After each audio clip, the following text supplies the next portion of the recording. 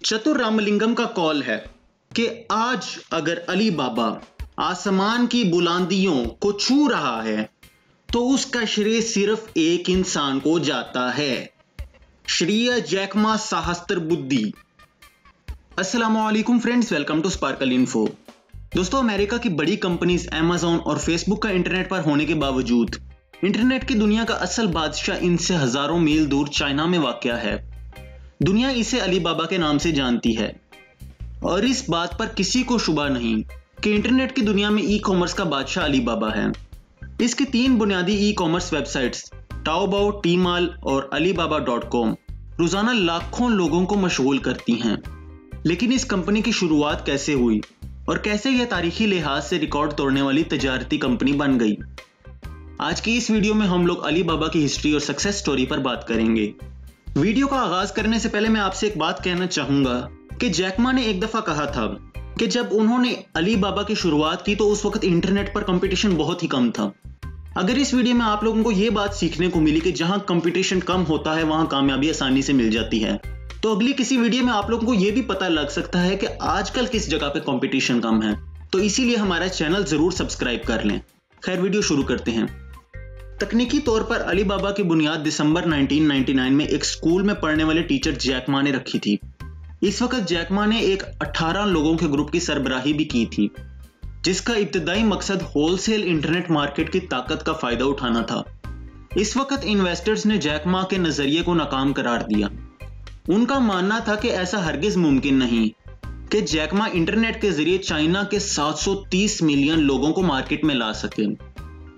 जिस तरह Steve jobs ने एप्पल कंपनी को घर से शुरू किया, ठीक इसी तरह अली बाबा ग्रुप ने अली बाबा कंपनी को चाइना के शहर हंगजू में एक छोटे से अपार्टमेंट से शुरू किया।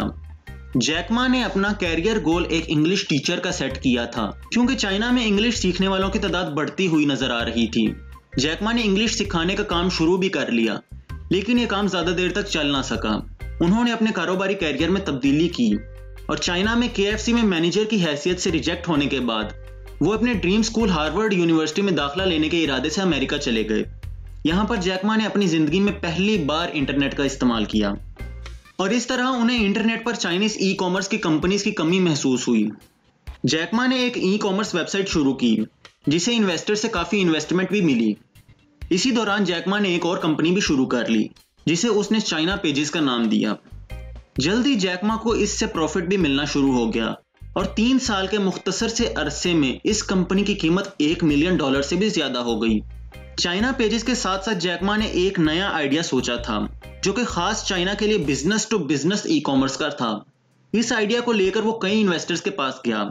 इस तरह उसके पास फंडिंग के लिए $35 मिलियन इकट्ठे हो गए। जैकमा और उसके पार्टनर्स ने 1999 के आखिरी चंद माह में अली बाबा को लॉन्च किया। अली बाबा को जिस वक्त लॉन्च किया गया, ये एक बहुत ही सुनहरी मौका था। 21वीं सदी के आगाज में इंटरनेट पर खरीदारी करना लोगों को बहुत पसंद आ रहा था। इस वेबसाइट ने गाड़ी या बस पर मॉल में जाकर किसी मखसूस चीज को डिस्काउंट पर खरीदने के काम आसान कर दिया। फंडिंग में इजाफे के साथ अली बाबा ने जल्द ही नई वेबसाइट्स ताओबाओ शुरू कर ली, जो ईबे की तरह consumer to consumer retail market, और अली वांग जो कि एक इंस्टेंट मैसेजिंग वेबसाइट थी, बना ली, जिससे सारिफीन के लिए तहकीक और खरीदारी आसान हो गई। इसके कुछ देर बाद ही अली बाबा ने एक पेमेंट प्लेटफॉर्म अली पे मुतारिफ करवा दिया, जिससे इसे एशियन ई कॉमर्स मार्केट में ऊपर आने में काफी मदद मिली। नई सदी की पहली ही दिहाई में अली बाबा ने एक गैर मुतवक्का लेकिन वेलकमिंग सोर्स से पार्टनरशिप कर ली, जो थी चाइनीज गवर्नमेंट। चाइनीज गवर्नमेंट ने गैर मुल्की ई कॉमर्स कंपनीज को नाकाम करने के लिए मुल्क के अंदर सख्त इंटरनेट कंट्रोल लगा दिए, जिससे अमेरिका की बड़ी ई कॉमर्स कंपनीज जैसे अमेज़न को मजबूरन चाइना मार्केट छोड़नी पड़ी और इस तरह अली बाबा के लिए सक्सेस का रास्ता आसान हो गया। 2014 में अली बाबा को $25 बिलियन इनिशियल पब्लिक ऑफरिंग यानी IPO के साथ स्टॉक मार्केट की फहरिस्त में शामिल किया गया। इस पेशकश ने तूफान से वॉल स्ट्रीट को अपनी लपेट में ले लिया। इसी वक्त अली बाबा अरबों की सरमायाकारी में बह जाने के बाद अमेज़न और वॉलमार्ट की तरह चाइना की सबसे बड़ी कंपनी बन गई। जैकमा ने 2019 में अली बाबा से रिटायरमेंट ले ली। उन्होंने ऐसा सितंबर 2019 में किया। इस वक्त अली बाबा के चीफ एग्जीक्यूटिव ऑफिसर CEO डेनाइल जैंग हैं। जून 2019 में अली बाबा ने ई कॉमर्स के रिकॉर्ड्स तोड़ दिए। इसके मोबाइल यूजर्स में इजाफा होकर 1.1 बिलियन यूजर्स हो गए। इसके अलावा रेवेन्यू में 42% तक का इजाफा भी हुआ। इस वक्त इस वेबसाइट पर 674 मिलियन मंथली यूजर्स हैं और ये वेबसाइट चाइनीज ई कॉमर्स का 60% बनता है। दोस्तों, अलीबाबा और जैक मा की सक्सेस स्टोरी के पीछे कई नाकाम कोशिशें हैं। जैसे कि जब चाइना में KFC नया खुला, इस वक्त जैक मा को मिलाकर 24 लोग नौकरी हासिल करने गए और इनमें से 23 लोगों को सिलेक्ट कर लिया गया, जबकि सिर्फ जैक मा को रिजेक्ट कर दिया गया। इस स्टोरी से हमें यह सबक मिलता है कि हमें हमेशा मेहनत करनी चाहिए, एक ना एक दिन कामयाबी जरूर मिलेगी। दोस्तों, उम्मीद है आपको आज की हमारी वीडियो पसंद आई होगी। इसी तरह की मजीद इंफॉर्मेटिव वीडियोस देखने के लिए हमारा चैनल स्पार्कल इन्फो अभी सब्सक्राइब कर लें और बेल आइकॉन पर क्लिक करना ना भूलें। मिलते हैं अगली वीडियो में। अल्लाह हाफिज।